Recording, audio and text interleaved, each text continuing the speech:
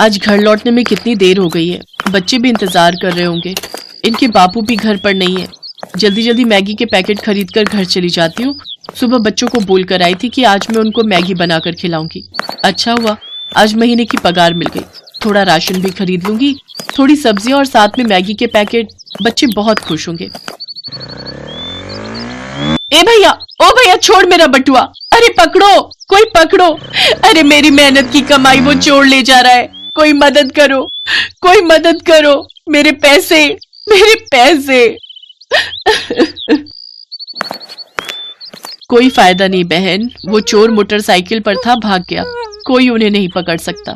दिन दहाड़े हो या शाम का समय, ये चोर कहीं भी आंखें टिकाए रहते हैं। जहां औरत को अकेले सड़क पर देखा नहीं कि लूट लेते हैं। आज तुम्हारी किस्मत खराब थी। कुछ दिन पहले मेरे साथ भी ऐसा ही हुआ था। मैं अकेली जा रही थी, मेरे हाथ में जरूरत के पैसे थे, ऐसे ही छीन कर ले गए थे। मेरी तो मेहनत की पूरी कमाई चली गई। हे भगवान, मैं क्या करूं? इन्हीं पैसों का तो पूरे महीने इंतजार रहता है। मेरे पास तो पैसे भी नहीं है जो बच्चों को कुछ खाने का दे सकूं। क्या सोचा था और क्या हो गया।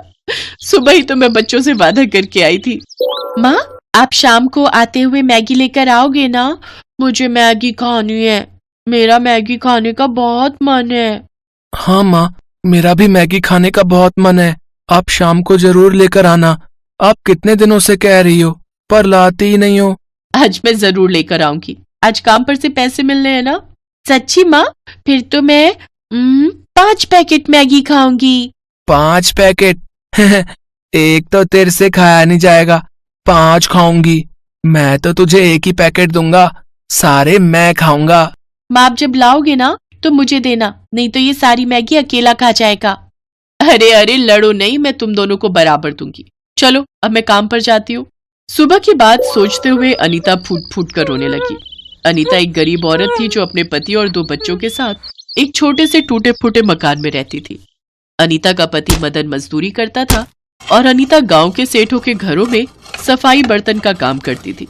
गांव में मजदूरी का काम मिल नहीं रहा था, इसलिए मदन पास के गांव में मजदूरी के लिए गया हुआ था और कुछ दिन से लौटा नहीं था।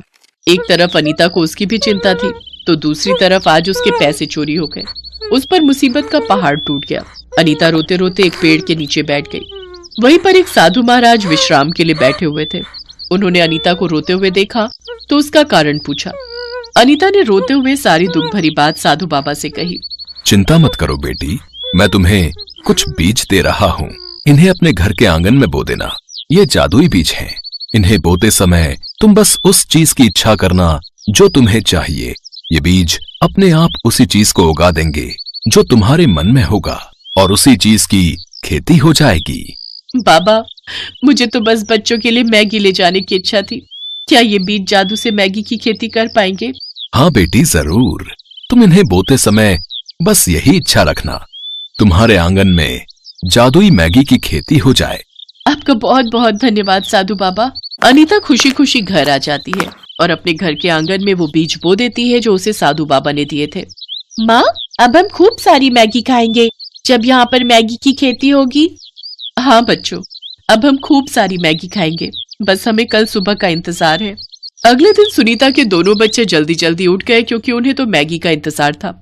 बच्चों की खुशी का ठिकाना नहीं था।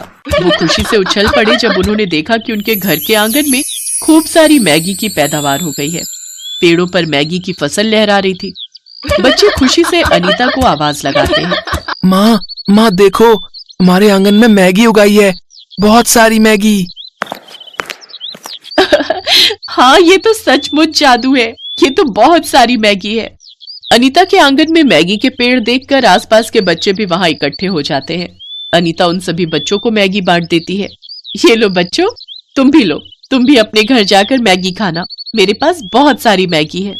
अनीता जब गांव के बच्चों को मैगी बांटती है तो ये बात गांव के कुछ दुकानदारों को खटकने लगती है, क्योंकि वो तो अपनी दुकान पर मैगी बेचते थे। पर जब बच्चों को मुफ्त में मैगी मिलने लगी तो बच्चों ने उन दुकानदारों से मैगी खरीदनी बंद कर दी। ये बात गांव के दुकानदारों को पसंद नहीं आई और उन सब ने मिलकर एक योजना बनाई। सरजू भाई, हमें कुछ करना होगा। ये अनीता और उसका पति तो मैगी का बड़ा व्यापार खोलेंगे, फिर हमारी कमाई नहीं होगी। बच्चे तो हमारी दुकान से ही मैगी खरीद कर खाते हैं। अब बच्चों की पसंद की चीज मैगी अगर ये मुफ्त में बांटने लगे तो हमारी कमाई कैसे होगी भैया? कुछ सोचो, जल्दी सोचो। मेरे पास एक उपाय है। हम सब मिलकर जो है इसकी सारी फसल को बर्बाद कर देंगे, जला देंगे बस। उसके बाद इसके आंगन में कोई मैगी नहीं होगी। तो एक काम करते हैं, आज रात ही इस काम को अंजाम दे देते हैं। सभी दुकानदार मिलकर अनीता के घर और मैगी की खेती को आग लगाने के बारे में योजना बनाते हैं। उसी रात मदन भी वापस आ गया था। उसे जब ये बात पता चलती है तो वो भी बहुत खुश होता है। अनीता, मैं सोच रहा था कि हम मैगी का व्यापार शुरू करें। हम गरीब बच्चों को तो बांटेंगे ही, साथ ही इस मैगी को शहर में बेचकर हम कमाई भी कर सकते हैं, ताकि हम गांव में उन पैसों से अनाथ आश्रम, वृद्धाश्रम और गरीबों के रहने के लिए घर बनवा सकें, ताकि इस गांव की गरीबी दूर हो जाए। हाँ, ये तुम बहुत सही कह रहे हो। हम गांव में स्कूल भी बनवाएंगे, ताकि हमारे बच्चों के साथ साथ गांव के सभी गरीब परिवारों के बच्चे पढ़ लिख कर खूब बड़े आदमी बने, खूब अच्छी नौकरी लगे। हमें बहुत कुछ करना है जी। मदन और अनीता आने वाली भविष्य की योजनाओं पर बात करते हैं। जब आधी रात को सब गहरी नींद में थे, तब सभी दुकानदार आग लगाने के लिए वहां पहुंचते हैं, पर वो चौंक जाते हैं। वहां पर तो कोई मैगी की खेती ही नहीं थी, केवल जमीन ही थी, वो भी खाली जमीन। मैगी के पेड़ गायब थे। यहाँ तो कोई मैगी नहीं उग रही, हम आग किससे लगाएंगे खाली जमीन को? तभी वो साधु बाबा वहां आ जाते हैं। बेईमान और ईर्ष्यालु लोगों को ये फसल दिखाई नहीं देगी, ये उन्हीं को दिखाई देती है जो दयालु और ईमानदार होते हैं। यहाँ खड़े रहकर बेवजह अपना समय खराब मत करो, अपने घरों को लौट जाओ। कभी भी दूसरे के काम में दखल अंदाजी मत करो, यही समझदारी है। इसलिए तुम भी अपना कार्य करो, वरना बहुत पछताओगे और यहाँ खाली हाथ मलते रह जाओगे, कुछ हाथ नहीं आएगा। एक बात याद रखना, जो दूसरों के लिए गड्ढा खोदता है वो स्वयं उस गड्ढे में गिर जाता है। इसलिए सदैव अच्छे काम करो। साधु बाबा की बात सुनकर अनीता और मदन भी बाहर आ जाते हैं। वो उन दुकानदारों को देख चुके थे। दुकानदार शर्मिंदा होकर अपने घरों को लौट जाते हैं। साधु बाबा, एक बार फिर से आपका बहुत बहुत धन्यवाद। धन्यवाद साधु बाबा, आपने हमारे लिए बहुत कुछ किया है। बेटा, मैंने कुछ नहीं किया, सब कुछ ईश्वर ने किया है। ये सब तुम्हारे अच्छे कर्मों का फल है, जो तुम्हें ईश्वर से प्राप्त हुआ है। अनीता और मदन साधु बाबा की खूब सेवा करते हैं। साधु बाबा अनीता के परिवार को अपना आशीर्वाद देकर यात्रा पर निकल जाते हैं और अनीता और मदन ने जो योजनाएं बनाई थी, उसे उन्होंने जादुई मैगी के व्यापार को शुरू करके पूरा किया।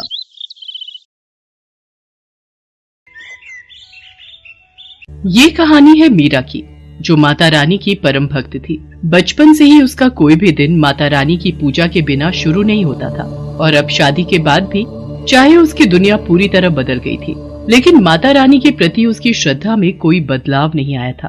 जय अम्बे गौरी मैया, जय श्यामा गौरी, तुमको निस दिन ध्यावत, मैया जी को निस दिन ध्यावत, शिव ब्रह्मा ओम जय अम्बे गौरी। मीरा, ओ मीरा, मुझे खेत जाना है, जल्दी से कुछ खाने को दे दो। मीरा ने माता रानी की आरती को छोड़कर अपने पति की बात का कोई जवाब नहीं दिया। तभी उसके दोनों बच्चे पिंकी और मोनू वहां आ गए और अपने पिता कन्हैया से बोले, बाबा, स्कूल जाना है, अगर देर हुई तो मास्टर जी बहुत डांटेंगे। आप माँ को बोलो ना हम दोनों के लिए खाने का डब्बा देने को। मैं क्या बोलूं बेटा, देख तो रहे हो तुम्हारी माँ का ये पूजा पाठ जब तक खत्म नहीं होता तब तक तो वो ना तो किसी की बात सुनेगी और ना ही अपनी जगह से हिलेगी। लगता है आज हम सबको भूखा ही जाना पड़ेगा। इतना कहकर कन्हैया दोनों बच्चों के साथ घर से बाहर जाने लगा, लेकिन उससे पहले ही मीरा ने आवाज दी, अरे रुक जाओ जी, इतना भड़कने से पहले जरा अंदर कमरे में जाकर देख तो लेते, खाना बनाकर कब का रख दिया है मैंने। और तुम दोनों, तुमसे कहा था ना कि खाने का डिब्बा तुम दोनों के बस्तों में मिलेगा, सुनते नहीं हो एक बार में। बस करो मीरा, बच्चे ही तो हैं, नहीं ध्यान दिया होगा। हाँ, ये बच्चे हैं और आप 60 साल के बूढ़े, सब कुछ हाथ में चाहिए। अब चलिए, माता रानी की आरती तो छुड़वाई दी बीच में, अब चलकर खाना खा लीजिए, भूखे पेट तो नहीं जाने दूंगी घर से बाहर। और तुम दोनों नाश्ता करके फौरन स्कूल जाओ, वरना मास्टर जी से पहले मैं तुम दोनों की पिटाई कर दूंगी। मीरा गुस्से में थी क्योंकि उसे माता रानी की आरती बीच में ही छोड़नी पड़ी थी। वो सब कुछ बर्दाश्त कर सकती थी, लेकिन माता रानी की पूजा में विघ्न उससे बर्दाश्त नहीं होता था। कन्हैया और बच्चों को भेजने के बाद मीरा ने तसल्ली से माता रानी की पूजा और आरती की और फिर घर के बाकी कामों में लग गई। तभी अचानक घर के दरवाजे पर किसी ने दस्तक दी। अरे राजेश्वर भैया, पिंकी के बाबा तो खेत गए हैं। हाँ भाभी, मैं खेत से ही आ रहा हूँ। वो कन्हैया, उसे सांप ने काट लिया भाभी। पता नहीं कहाँ से आ गया खेत में, एकदम काला और बड़ा सांप था। ये क्या कह रहे हो भैया? पिंकी के बाबा ठीक तो है? कहाँ है वो? सब लोग उसे अस्पताल लेकर गए हैं और मैं आपको खबर करने चला आया। आप जल्दी से मेरे साथ चलो। मीरा ने फौरन जाकर माता रानी के सामने से चरणामृत उठाया और भागी भागी अस्पताल पहुंची, लेकिन तब तक बहुत देर हो चुकी थी। डॉक्टर साहब, मुझे मेरे पति के पास ले चलिए। ये माता रानी के नाम का चरणामृत है, इससे मेरे पति को पिलाना है। मुझे पता है इसे पीते ही वो बिल्कुल ठीक हो जाएंगे। देखिए, हमें माफ कीजिए, पर अब कुछ नहीं हो सकता। सांप का जहर आपके पति के शरीर में कुछ ही मिनटों में फैल गया था। यहाँ आते आते काफी देर हो गई, वो अब नहीं रहे। डॉक्टर की बात सुनते ही मीरा के हाथों से चरणामृत का बर्तन जमीन पर गिर गया और वो खुद भी बेहोश हो गई। मीरा ने कभी सपने में भी नहीं सोचा था कि कन्हैया इस तरह उसका साथ छोड़कर चला जाएगा, पर मीरा अब कुछ नहीं कर सकती थी। उसे अपने दोनों बच्चों की खातिर खुद के अलावा हालात को भी संभालना था। कन्हैया के पास खेत के नाम पर बहुत ही थोड़ी सी जमीन थी, जिसमें एक वक्त में वो एक ही सब्जी या अनाज उगा पाता था। जब कन्हैया की मौत हुई तो उस वक्त खेत में कटहल की फसल लगी हुई थी, लेकिन ये किस्मत का खेल ही था कि खेत में उगे हुए लगभग सारे कटहल कीड़ा लगने की वजह से खराब हो गए थे। तो अब मीरा के सामने बड़ी मुश्किल थी। हे भगवान, सिर्फ ये एक कटहल ही थोड़ा बहुत ठीक दिख रहा है, पूरी की पूरी फसल खराब हो गई। अब क्या होगा? मीरा उदास मन से उस कटहल को लेकर घर पहुंची। उसके मन में यही उधेड़-बुन थी कि वो अब खेत में क्या बोएगी और बीज खरीदने के लिए उसके पास पैसे कहाँ से आएंगे। इसी बीच उसकी नजर अपने पूजा घर पर पड़ी, जहाँ माता रानी के सामने भोग का बर्तन बिल्कुल खाली था। हे माता रानी, ये मुझसे कैसा पाप हो गया? जल्दी खेत जाने के चक्कर में माता रानी को भोग लगाना ही भूल गई। माफ करना माँ, मैं अभी भोग के लिए कुछ बना कर लाती हूँ। मीरा फौरन रसोई में गई, लेकिन राशन के सारे डिब्बे पूरी तरह से खाली हो चुके थे।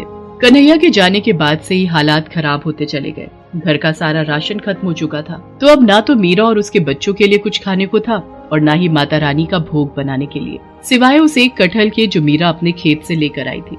हे माता रानी, मुझे भागन को माफ करना। सिवाय इस एक कटहल के मेरे पास और कुछ भी नहीं है जिससे मैं आपको भोग लगा सकूं। मुझ गरीब पर दया करो माँ और इस भोग को स्वीकार करो।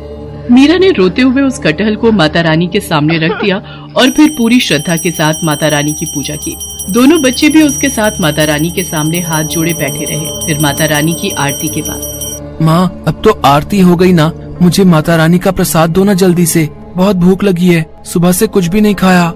नन्हे से मोनू की बात सुनकर मीरा को और भी रोना आ गया। उसे समझ नहीं आ रहा था कि आखिर वो उस कच्चे कटहल को बिना पकाए अपने बच्चों को कैसे खिलाए, लेकिन फिर भी उसने कटहल को माथे से लगाया और उसे काटने लगी। हे माता रानी, काश ये कटहल थोड़ा बहुत पक गया हो ताकि मेरे बच्चे कुछ तो खा सके। इसी उम्मीद के साथ मीरा ने पूरा कटहल काट दिया और ऐसा करते ही उसकी आंखें चमक उठी। हालांकि वो कटहल खाने लायक तो नहीं था, लेकिन फिर भी उसके अंदर कुछ ऐसा था जो बहुत ही अनोखा था। माँ, इस कटहल के बीज इतने क्यों चमक रहे हैं? क्योंकि ये बीज सोने के हैं पिंकी, ये जरूर माता रानी का चमत्कार है। मीरा ने माता रानी के सामने सिर झुकाया और फिर तुरंत ही उस कटहल से सारे बीज बाहर निकाल लिए। वो सारे के सारे बीज खालिस सोने के थे। मीरा ने उनमें से एक बीज गांव के सुनार के पास जाकर बेच दिया। उस बीज के बदले मीरा को काफी सारे पैसे मिल गए, जिससे सबसे पहले मीरा ने बच्चों को पेट भर खाना खिलाया और फिर घर के लिए काफी सारा राशन भी खरीद लिया। माँ, माता रानी ने सब ठीक कर दिया ना? अब तो हमारे पास इतने सारे सोने के बीज हैं, तो हमें कभी कोई परेशानी नहीं होगी। अब तो हम बिना कुछ किए ही हमेशा खाना खा सकते हैं, है ना? नहीं बेटा, भले ही माता रानी का आशीर्वाद हमारे साथ है, पर हमें मेहनत का साथ नहीं छोड़ना चाहिए। मीरा जानती थी कि उसे उन सोने के बीजों का क्या करना है। उसने अगले ही दिन जाकर सबसे पहले अपना पूरा खेत साफ किया और फिर वो सारे सोने के बीज उस खेत की मिट्टी में बो दिए और देखते ही देखते कुछ ही दिनों में वहाँ कटहल के नए पेड़ उगाए। मीरा ने उन सभी पेड़ों का बहुत अच्छे से ख्याल रखा और फिर कुछ ही दिनों बाद उन सभी पेड़ों पर काफी बड़े बड़े कटहल भी उगने लगे। पिंकी, ले बेटा, फिलहाल ये कटहल खाने लायक हो गया है, इसे अलग ले जाकर रख दे, शाम को घर ले जाएंगे। माँ, एक बात तो बताओ, ये सारे पेड़ तो उन्हीं सोने के बीजों से उगे हैं ना, तो क्या इन सारे कटहलों में भी सोने के बीज निकलेंगे? हाँ बेटा, माता रानी का आशीर्वाद रहा तो ऐसा जरूर हो सकता है। मीरा की बात सुनकर पिंकी बहुत खुश हो गई, लेकिन पास ही खड़े गांव के मुखिया के कान एकदम से खड़े हो गए। अच्छा, तो ये बात है। तभी मैं सोचूं कि ये कन्हैया की लुगाई के पास खेती करने के पैसे आए कहाँ से। जरूर ये कोई जादू का चक्कर है। लेकिन जो भी हो, बात सोने की है तो मुझे कुछ तो करना ही पड़ेगा। मुखिया एक नंबर का लालची आदमी था। वो सारा दिन मीरा के खेत के आसपास ही मंडराता रहा और फिर शाम के वक्त जैसे ही मीरा खेत से घर गई तो मुखिया ने अपने कुछ आदमियों के साथ मिलकर मीरा के खेत से सारे कटहल चुरा लिए और उन सबको अपने घर लेकर आ गया। मुखिया ने अपने घर के सभी सदस्यों को उन कटहलों को काटने में लगा दिया, लेकिन उनमें से एक भी कटहल में सोने का नामो निशान नहीं था। दूसरी तरफ मीरा जो एक कटहल अपने घर लेकर गई थी, उसे उसने पहले की तरह ही सबसे पहले माता रानी को भोग लगाया और फिर पिंकी ने उसे काटा। माँ देखो देखो माँ, इस कटहल में भी सोने के बीज है। पिंकी की बात एकदम सही थी। एक ही खेत से निकले कटहलों में आया ये अंतर कुछ और नहीं बल्कि इंसान की अलग अलग फितरत का नतीजा था। मुखिया लालची था, उसे किसी तरह बस सोना चाहिए था, इसीलिए उसे कुछ नहीं मिला। जबकि मीरा मेहनती होने के साथ साथ माता रानी की भक्त भी थी, जिसका फल उसे ऐसे ही कटहलों के रूप में आगे भी मिलता रहा। हेलो दोस्तों, कैसे हैं आप सब? हमारी कहानियाँ देखने के लिए हमारे चैनल को सब्सक्राइब कीजिए और हाँ, बेल आइकॉन पर क्लिक करना मत भूलिएगा।